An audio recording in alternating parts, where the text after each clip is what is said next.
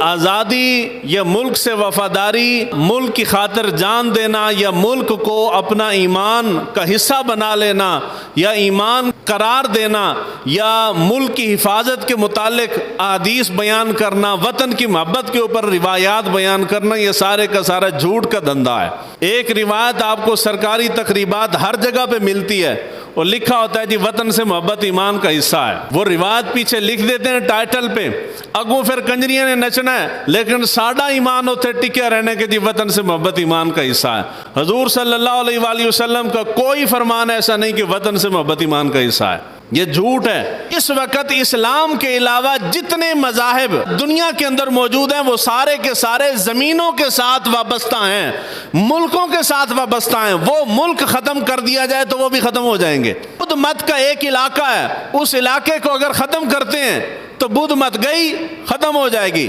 مگر اسلام ایک واحد دین ہے، یہ زندہ اسی لیے کہ یہ کسی ملک کا محتاج نہیں ہے۔ تم پاکستان میں رہو تو مسلمان ہو، تم ہندوستان میں رہو تو مسلمان ہو، افغانستان میں جاؤ تو مسلمان ہو، مسلمان دنیا کے جس بھی قوم، قبیلے، ملک، خطے میں چلا جائے وہ مسلمان ہے۔